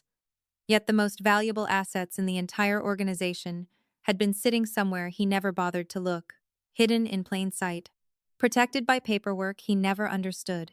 Suddenly, dozens of strange events started making sense. The urgency behind the divorce paperwork, the pressure to make me sign waivers, the obsession with intellectual property rights. Darnell wasn't acting confident because he had won. He was acting confident because he didn't realize what he had missed. Valerie slid another document across the table. There's more. I looked down. My heart skipped a beat. The document listed the current trustee, the person responsible for controlling the trust. I already knew the answer before reading it. Maya Jenkins. Me. For a moment, neither of us spoke. 18 months earlier, I signed those documents and barely thought about them again. Now they had become the most important paperwork in my life. Valerie folded her hands. Darnell controls the company. But you control the intellectual property. I laughed. A real laugh. The first genuine laugh since standing in the rain outside my own front door. He has no idea, does he? Valerie shook her head. Not yet. That afternoon, we spent hours reviewing every detail of the trust structure, every clause, every protection mechanism, every legal safeguard. The more I learned, the stronger I felt. Not because victory was guaranteed. It wasn't. We still faced enormous challenges: custody battles, financial disputes, corporate litigation. But for the first time, the future no longer looked hopeless. Then Valerie showed me something that changed everything: a licensing agreement. According to the trust documents, Crown and Glory never actually owned permanent rights to several key formulations. The company licensed those rights from the trust, and those licenses required compliance with specific conditions: ethical standards, regulatory obligations, proper corporate governance. I stared at the paperwork. What happens if those conditions are violated? Valerie answered immediately. The licenses can be revoked. The room went silent. Formula 4. Customer complaints, fraudulent ownership filings, forged signatures, financial misconduct. My mind connected the dots almost instantly. Darnell wasn't simply managing a stolen company. He was actively violating the conditions required to keep it operating. For the first time, I began seeing the outline of something much larger than revenge, something larger than justice. Consequences. Real consequences. The kind that couldn't be avoided with expensive lawyers or clever lies. As the meeting ended, Valerie walked me toward the elevator. Before the doors opened, she stopped and looked directly at me. Maya, I need you to understand something. What? Most people spend their lives hoping for a second chance. I nodded slowly. And? She smiled. You don't need a second chance. You need patience.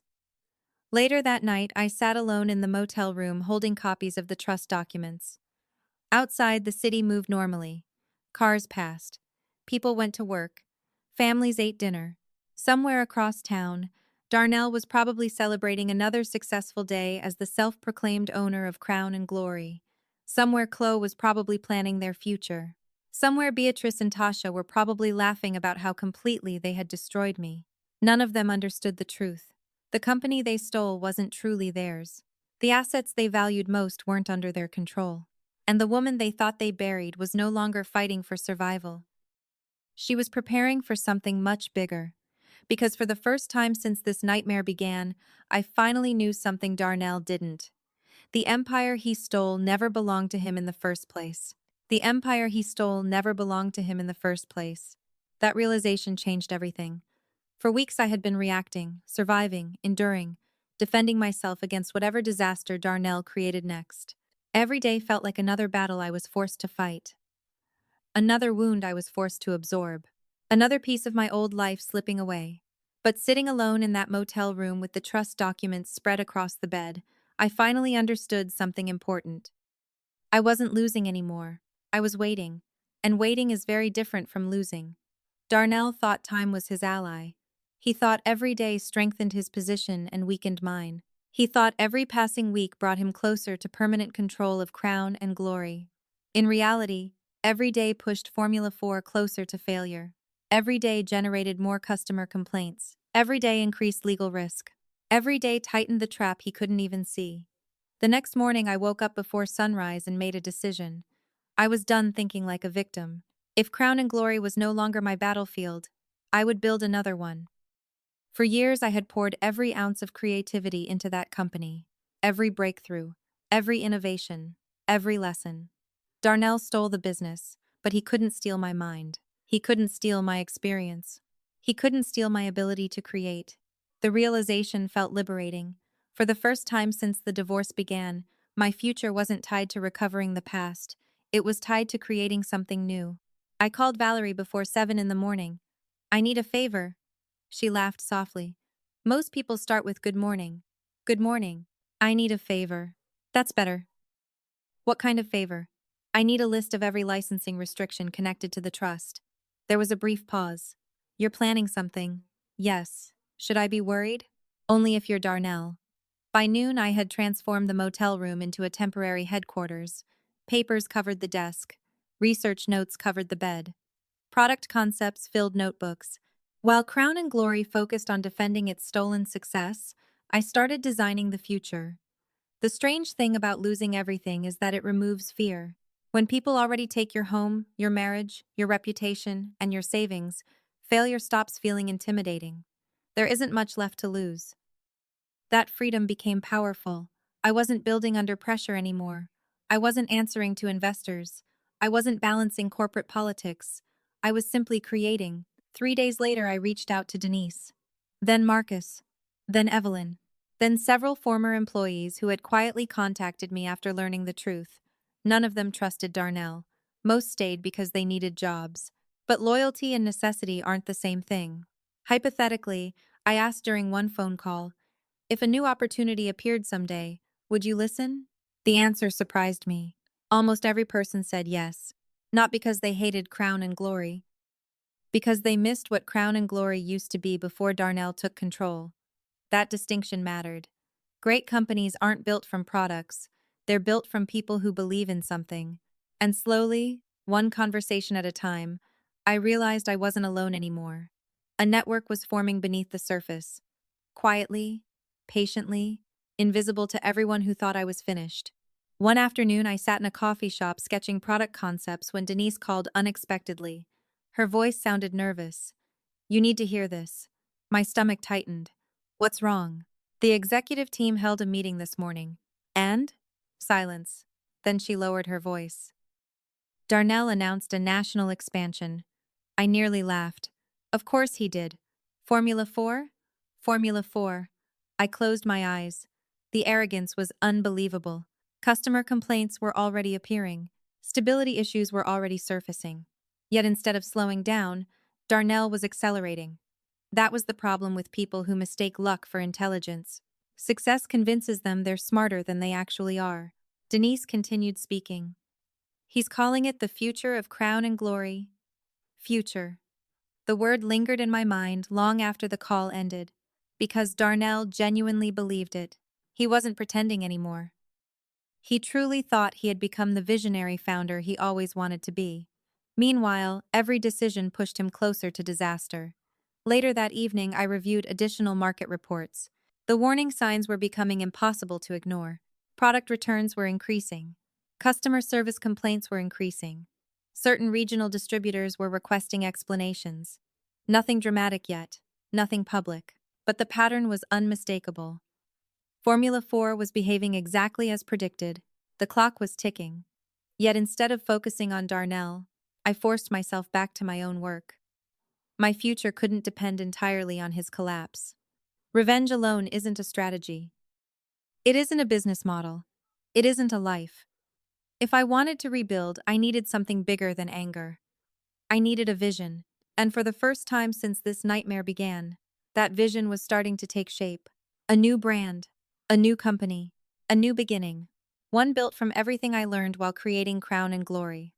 Only this time, nobody would ever be able to steal it. A new brand, a new company, a new beginning, one built from everything I learned while creating Crown and Glory. Only this time, nobody would ever be able to steal it. Once that decision was made, everything started moving faster. For weeks I had been staring backward, analyzing Darnell's betrayal, studying court documents, and trying to understand how my life had fallen apart. Now my attention shifted forward. Every morning I woke up with a purpose. Every notebook page became an opportunity. Every conversation became a building block. The motel room no longer felt like a symbol of defeat. It became headquarters. Temporary, humble, uncomfortable, but headquarters nonetheless. The first challenge was choosing a name.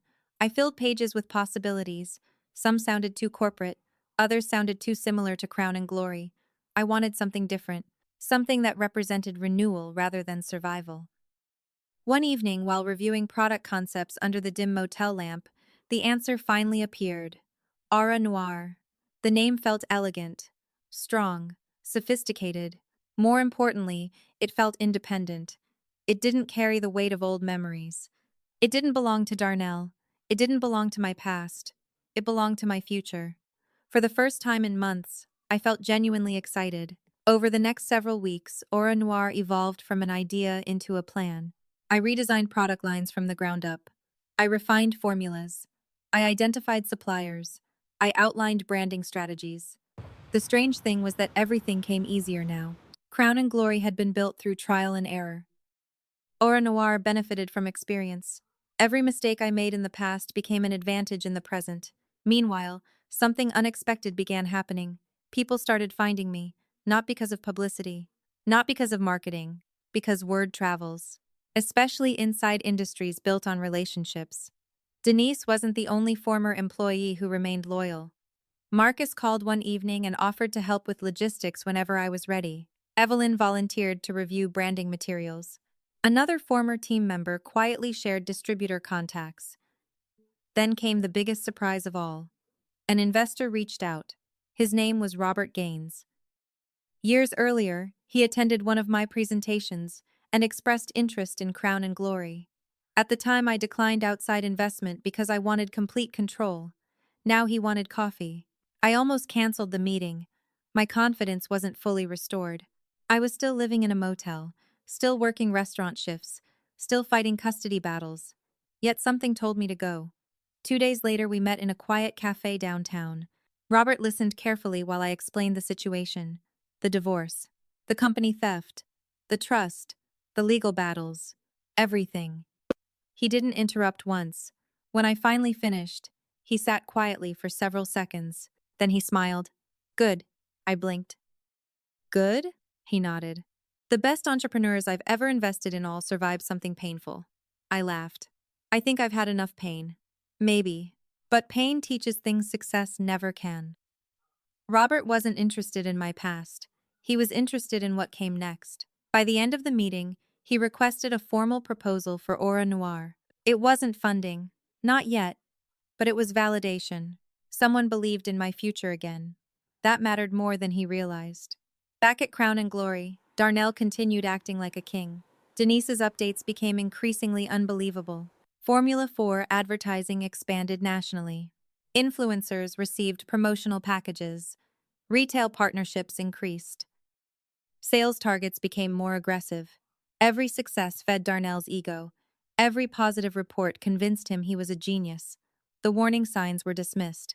Customer complaints were labeled isolated incidents. Product returns were blamed on competitors. Internal concerns were ignored. It was exactly what happens when leadership becomes intoxicated by its own mythology. One Friday evening, Denise called sounding unusually anxious. Something happened.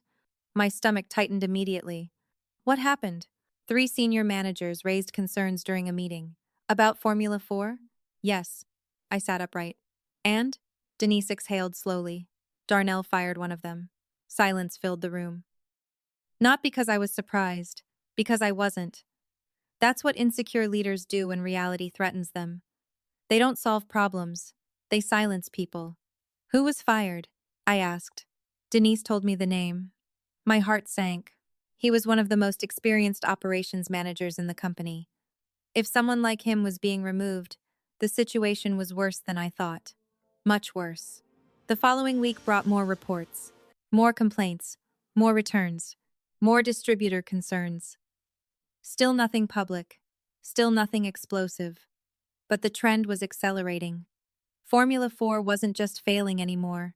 It was spreading. Every shipment created more exposure. Every sale created more risk. Then came the email that changed everything. I received it shortly after midnight. The sender was anonymous. No name, no explanation, just an attachment. My pulse quickened as I opened it. Inside was an internal Crown and Glory quality assurance report. Confidential. Restricted. Not intended for public viewing. The findings made my blood run cold. Customer complaints weren't increasing. They were exploding. Hundreds of reports, dozens of documented reactions, escalating product failures across multiple regions. Even worse, executives already knew. They knew and continued shipping product anyway. I read the report 3 times, then a fourth. Then I noticed the date. The report was nearly 3 weeks old. 3 weeks. That meant Darnell wasn't ignorant anymore. He wasn't making mistakes because he lacked information. He was making them despite information. He knew. And he kept going. I slowly closed the laptop and stared out the motel window into the darkness. Across the city, Crown and Glory continued operating as if nothing was wrong. Customers continued buying products. Investors continued celebrating growth. Executives continued praising Darnell's leadership. None of them understood how close they were to disaster. But I did, because sitting in my inbox was proof that Formula 4 wasn't approaching catastrophe anymore. Catastrophe had already begun. And for the first time since this nightmare started, I knew exactly when Darnell's empire would begin to fall. For the first time since this nightmare started, I knew exactly when Darnell's empire would begin to fall. The anonymous quality assurance report changed everything. Until that moment, I had been operating on theories, projections, and predictions. Now I had evidence. Hard evidence. Crown and Glory executives already knew Formula 4 was failing. They knew customers were reporting serious problems. They knew product returns were increasing. They knew quality concerns were spreading through multiple regions. Yet shipments continued. Advertising continued. Expansion continued. The company wasn't heading toward disaster anymore. It was actively driving into it with both eyes open. The strange thing was that while Crown and Glory moved closer to collapse, Darnell appeared happier than ever. According to Denise, he spent most of his time celebrating. Every week brought another corporate event, another press interview, another investor meeting, another opportunity to stand on a stage and accept credit for work he never performed.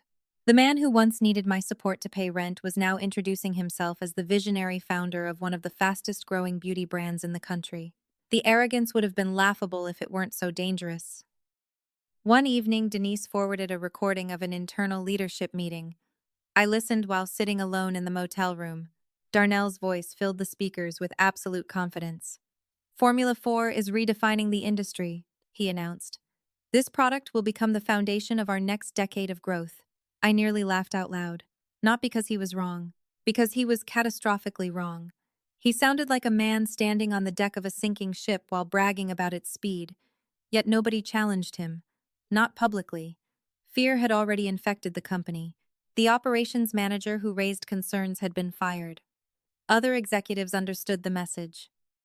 Agreement was rewarded. Honesty was punished. As a result, Darnell heard only what he wanted to hear. Success can be dangerous. False success is even worse. A week later, Crown and Glory announced a major expansion initiative. New distribution partnerships, new retail contracts, new marketing campaigns. Every business publication in the region covered the story. Every article featured photographs of Darnell smiling confidently beside charts predicting explosive growth. One headline called him the new face of beauty innovation. Another described him as a self-made entrepreneur transforming the industry. I stared at those articles in disbelief. The man couldn't formulate shampoo. Yet somehow he had convinced the world he was a scientific pioneer. Meanwhile, Aura Noir continued growing quietly. Robert Gaines introduced me to 2 additional investors. Several former employees committed to joining once operations officially launched. Product development accelerated. For the first time in months, I could see a future beyond revenge. Yet no matter how much progress Aura Noir made, part of my attention remained fixed on Crown and Glory. Not because I wanted the company destroyed, because thousands of customers still trusted the brand I built. Every new shipment felt like another disaster waiting to happen. Then came the gala. Denise called me the morning after receiving an invitation. You won't believe this. Try me. Darnell is hosting a private celebration at the Grand Regent Hotel. I frowned. Celebrating what? Denise laughed bitterly. Himself, apparently. The event was supposedly organized to honor Crown and Glory's record-breaking quarter. Investors, executives, distributors, and media representatives were invited. The guest list included nearly everyone who mattered within the industry. When Denise described the event, one detail immediately caught my attention. A major acquisition discussion was scheduled for the same evening. My pulse accelerated. Acquisition? A company called Lumiere Beauty Group. I sat upright instantly. Lumiere wasn't just another competitor. They were one of the largest beauty corporations in North America. Their interest changed everything. If Lumiere acquired Crown and Glory before Formula 4 exploded publicly, the consequences could become even more complicated. Suddenly, the timeline mattered more than ever. Over the following days, additional reports continued arriving. Customer complaints doubled, then tripled. Several regional managers requested emergency meetings. Distributors demanded answers. Yet Darnell remained focused on growth, focused on image, focused on appearing successful. One report described a conference call where he dismissed dozens of complaints as temporary market noise. Another described him accusing employees of disloyalty for raising concerns. Every update painted the same picture. Darnell no longer believed he could fail, and people who stop believing in failure often create it. 3 days before the gala, Denise sent another internal document. This one nearly stopped my heart. Multiple quality assurance teams had recommended a temporary product suspension. The recommendation was denied. I read the report twice, then a third time. There was no ambiguity. Experts within the company identified serious risks. Management ignored them. Not because evidence was weak, because acknowledging the problem threatened growth projections. I slowly closed the file. The situation had crossed an important line. This was no longer incompetence. This was negligence. The kind that destroys companies. The kind that attracts lawsuits. The kind that ends careers. Meanwhile, Darnell continued living like a king.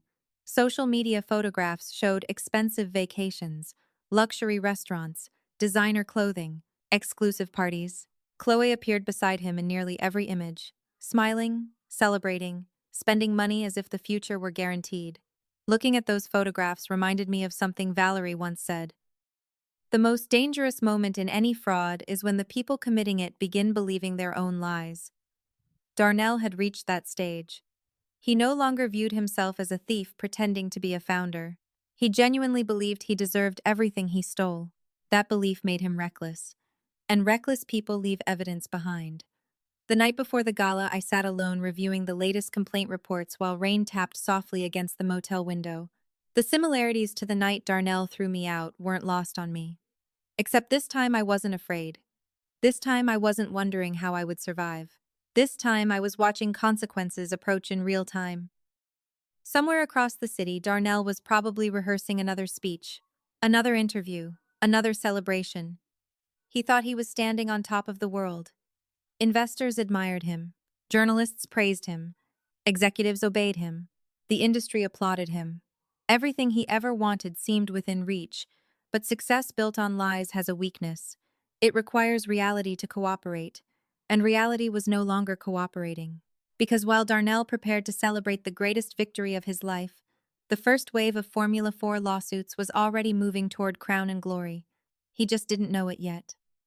While Darnell prepared to celebrate the greatest victory of his life, the first wave of Formula 4 lawsuits was already moving toward Crown and Glory. He just didn't know it yet. Unfortunately, none of that made the next visitation easier. No matter how much evidence I uncovered, no matter how much progress Aura Noir made, no matter how close Darnell moved toward disaster, there was one wound that never stopped hurting. Jordan and Aliyah. Every legal victory could wait. Every business battle could wait. But every day spent away from my children felt unbearable. The following Saturday, I arrived 20 minutes early for another supervised visitation session. I sat in the parking lot staring at the building while trying to calm my nerves. Business problems were simple compared to this. Companies followed logic. Courts followed procedures. Children followed emotions, and emotions were far more complicated. When the session finally began, I immediately noticed something different. Jordan barely looked at me when he entered the room. Aaliyah offered a quick hug, but it felt distracted. Both children seemed uncomfortable. Not angry, not hostile, just confused. As though they were carrying questions they didn't know how to ask. We spent the first 15 minutes talking about school. Jordan discussed a science project. Aaliyah talked about an upcoming art competition. For a brief moment, things felt normal. Then Jordan casually mentioned something that made my stomach tighten. Dad says we're probably moving. I blinked. Moving where? He shrugged. A bigger house. Of course. Darnell was already spending money he hadn't truly earned. Bigger house. Bigger lifestyle.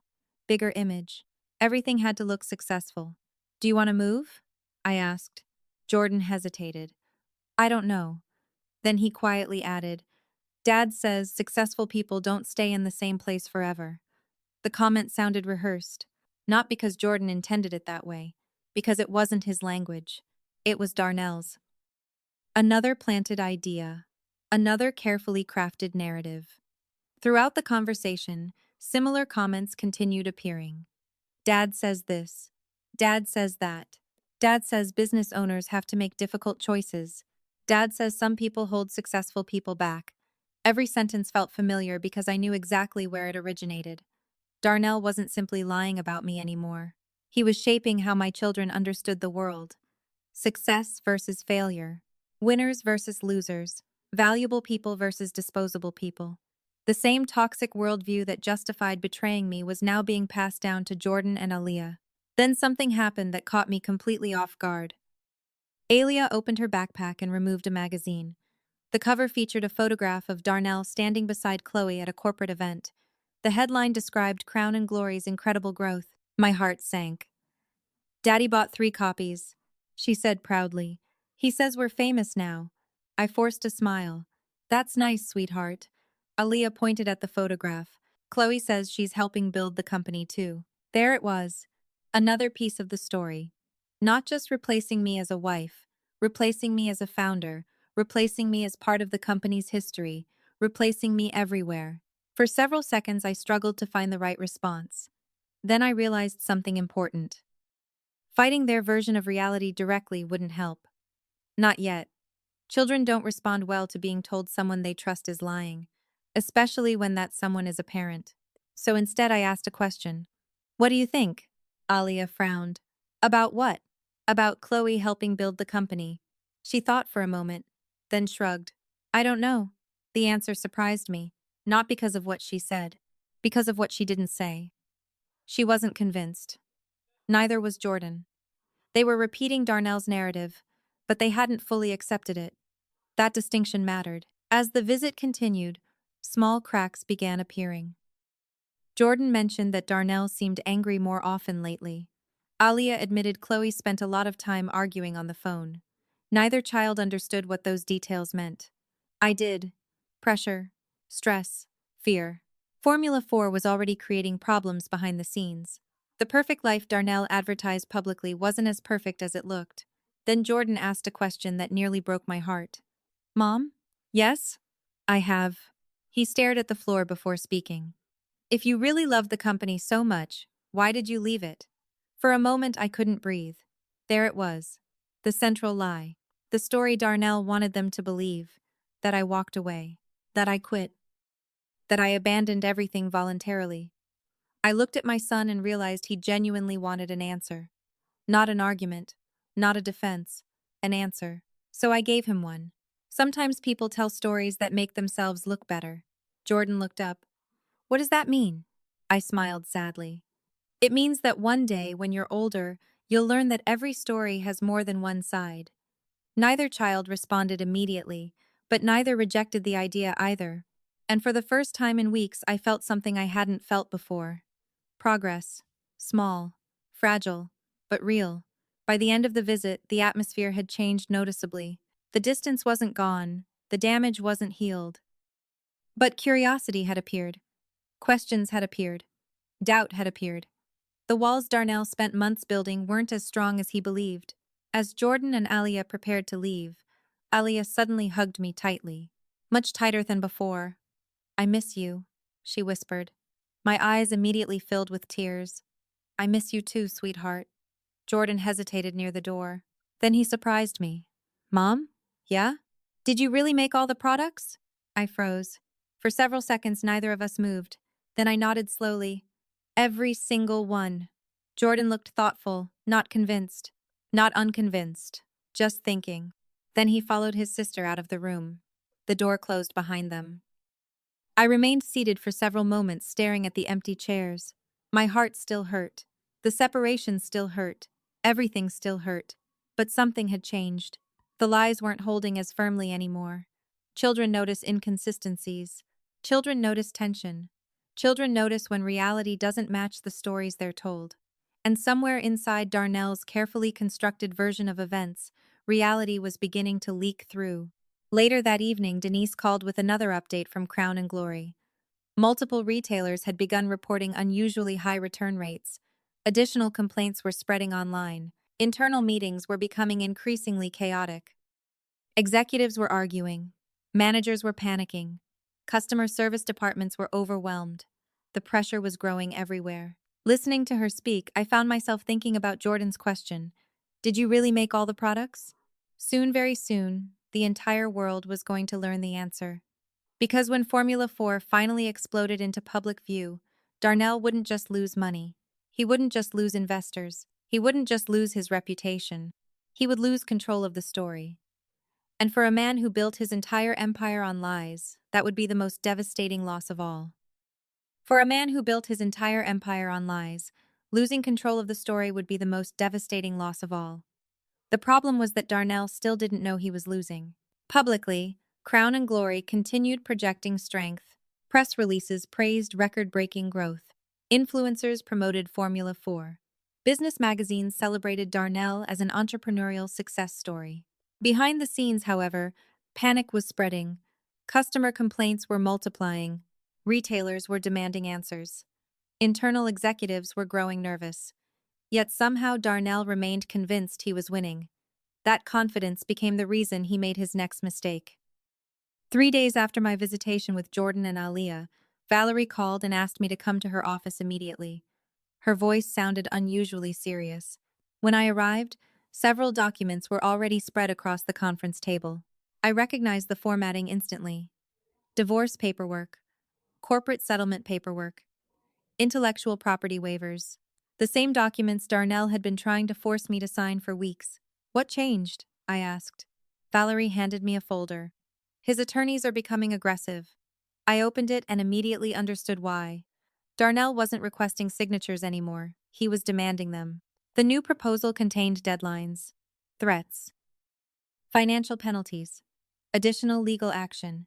It was obvious he wanted everything finalized before larger problems surfaced inside Crown and Glory. He could feel pressure building. He just didn't understand where it was coming from. Valerie watched me read through the documents. "He's scared." I looked up. "He doesn't seem scared. Fear doesn't always look like fear." She pointed at the deadlines. "This is panic disguised as confidence." The more I reviewed the paperwork, the clearer the situation became. Darnell wanted me to surrender permanently. Not just the company, not just the marriage. Everything. He wanted me legally removed from Crown and Glory's future before Formula 4 exploded. That realization made me smile. Valerie noticed immediately. "What?" "He's rushing." "Exactly. Rushed people make mistakes. Desperate people make bigger ones." For several minutes, neither of us spoke. Then Valerie slid another document toward me. "I've been thinking about something." I glanced down. "What's this?" "A trap." My eyebrows lifted. Valerie rarely used dramatic language. If she called something a trap, she meant it. She explained the idea slowly. Darnell wanted my signature. Desperately. He wanted proof that I accepted his version of reality. Proof that I voluntarily surrendered claims. Proof that I acknowledged his ownership. Most importantly, he wanted validation. He wanted evidence he had beaten me. Valerie intended to give him exactly what he wanted, or at least make him think he was getting it. The strategy was surprisingly simple. I would agree to a meeting. I would appear exhausted, defeated. Broken. Then I would sign carefully selected documents while preserving every legal protection that actually mattered. He won't read closely, Valerie explained. He'll see what he wants to see. The plan felt risky. Yet the more we discussed it, the more it made sense. Darnell's greatest weakness wasn't greed. It was arrogance. He stopped checking details because he assumed he was smarter than everyone around him. That arrogance had already infected every decision he made. Formula 4. The forged documents. The stolen assets. The manipulation. Each mistake grew from the same source. Overconfidence. 2 days later, the meeting was arranged. The location was a private conference room inside an upscale office building. Darnell arrived with 2 attorneys. Chloe accompanied him even though she had no legal reason to be there. Of course she did. She wanted a front row seat to what she believed would be my surrender. When I entered the room, Chloe immediately smiled. The expression practically radiated victory. Darnell looked equally pleased. For the first time since our separation, he seemed completely relaxed. He genuinely believed the fight was over. Maya, he said, I'm glad you finally came to your senses. I lowered my eyes slightly and said nothing. Let him believe whatever he wanted. The attorneys reviewed document after document. Settlement agreements, asset acknowledgements, financial disclosures. The entire performance lasted nearly an hour. Throughout the process, Darnell watched me carefully, waiting, hoping to see defeat. I gave him exactly what he expected. Silence, fatigue, resignation. Every expression was deliberate, every reaction calculated. Eventually, one of the attorneys placed the final document in front of me. Sign here. The room became very quiet. Even Chloe stopped smiling for a moment. This was the moment they had been waiting for. The moment they believed would erase me permanently. I picked up the pen. My hand moved slowly across the paper. Signature after signature. Page after page. The attorneys reviewed each document immediately. Darnell looked almost euphoric.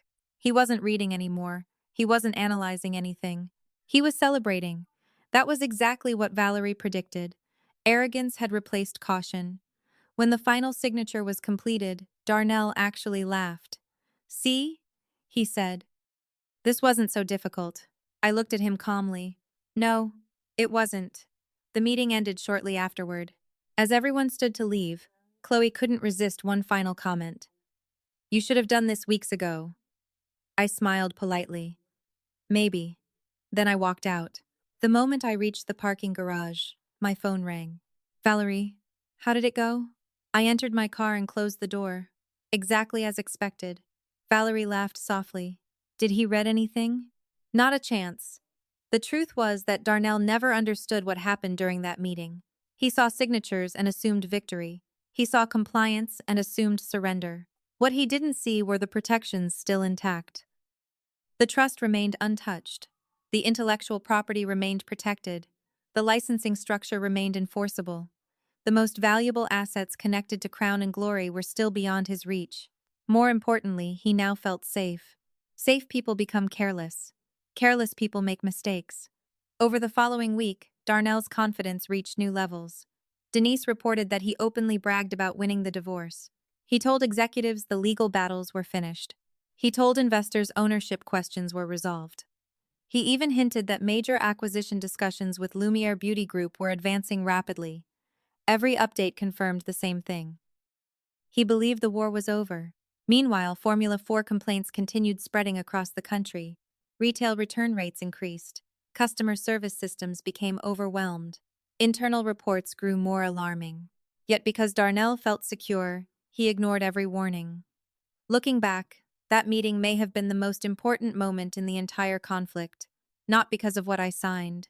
Because of what Darnell believed I signed. Sometimes the fastest way to defeat someone is allowing them to think they've already won. And while Darnell celebrated his imaginary victory, the disaster he spent months creating was only days away from becoming impossible to hide. The disaster he spent months creating was only days away from becoming impossible to hide. Looking back, the collapse didn't happen all at once. That's the funny thing about catastrophes. People imagine explosions.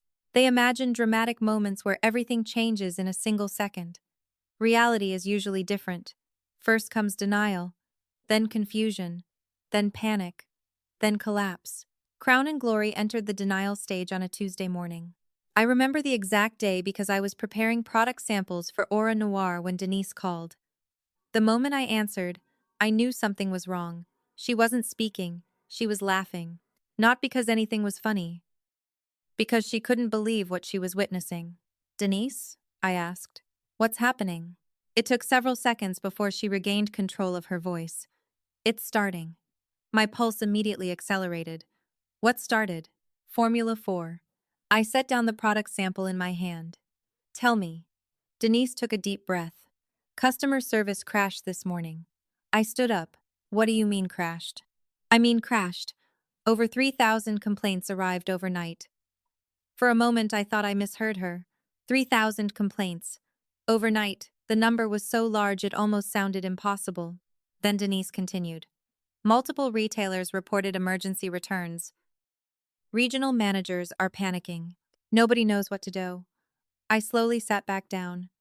Formula 4 had finally reached the point we predicted months earlier. The instability wasn't isolated anymore. It wasn't regional anymore. It wasn't manageable anymore. It was spreading.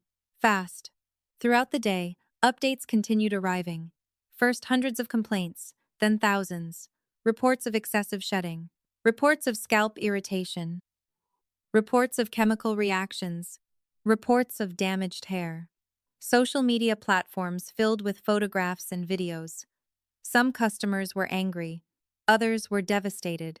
Many simply wanted answers. The problem was that Crown and Glory didn't have answers. Because the people responsible for the product never understood it. By lunchtime, several beauty influencers posted public warnings.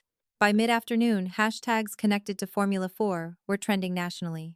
By evening, the situation had become impossible to control. News outlets started calling.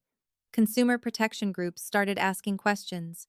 Industry publications started investigating. Every hour made the crisis worse. Meanwhile, Crown and Glory executives were scrambling behind closed doors. Denise described emergency meetings filled with shouting, lawyers running through hallways, executives arguing over liability, public relations teams drafting statements nobody believed. The chaos was growing faster than anyone could contain it, and at the center of everything sat Darnell Jenkins, still convinced he could manage the situation, still convinced he could control the narrative, still convinced the problem was temporary. The next morning he held an emergency company-wide meeting. Denise secretly recorded portions of it. Later that evening she forwarded the audio to me. Listening to it felt surreal. Darnell sounded angry, defensive, frustrated, but not accountable. Never accountable. We are dealing with misinformation, he announced. Competitors are exploiting isolated customer experiences to damage our reputation. I almost laughed. Isolated customer experiences? There were already thousands of complaints. Multiple retailers had suspended orders. Customer service departments were overwhelmed. Yet Darnell still treated reality like a public relations problem. That was his greatest weakness. He believed perception mattered more than truth. For years that belief helped him succeed. Now it was destroying him. Around noon another report arrived. A major distributor suspended Formula 4 completely.